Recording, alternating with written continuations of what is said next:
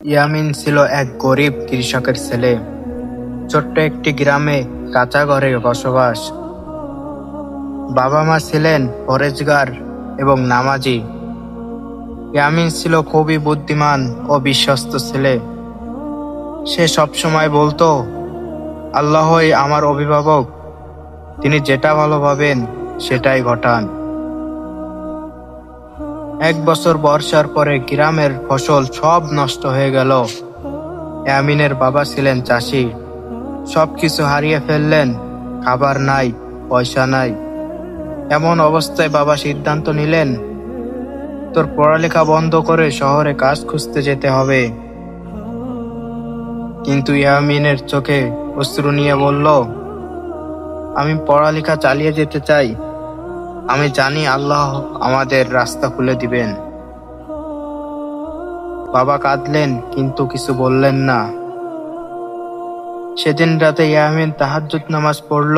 সেজদায় মাথা রেখে বলল, হে আল্লাহ, আমি তোমার কাছে কিছু চাই না, শুধু তুমি আমার সাথে থাকো, আমাকে সৎ পথে রাখো। পরের দিন সকালে হঠাৎ শহর থেকে একটি এনজিও প্রতিনিধি গ্রামে এলো। তারা দরিদ্র কিন্তু মেধাবী ছাত্রদের জন্য স্কলারশিপ দিচ্ছিল। ইয়ামিনের নাম প্রস্তাব করলো গ্রামের ইমাম সাহেব।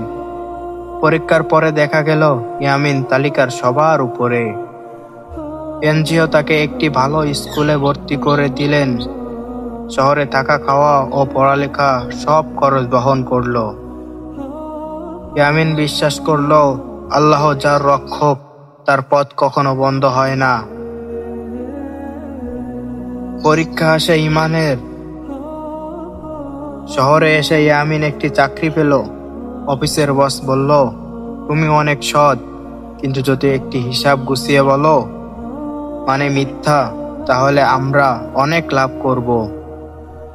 ইয়ামিন স্পষ্ট বলল, আমি মিথ্যা বললে আমার দুনিয়া ভালো হতে পারে, কিন্তু আখিরাত নয়। আমি জানি আমার রিজিক আল্লাহর হাতে, আমি হারাম পথে যাব না। অনেকে তাকে পাগল বলল, কেউ বলল সুযোগ হারালে। কিন্তু কয়েক মাস পর সেই অফিসের একটি দুর্নীতি ধরা পড়ল। বস গ্রেপ্তার হলো, কিন্তু ইয়ামিনের সততা দেখে নতুন ম্যানেজার তাকে বড় পদে বসালেন।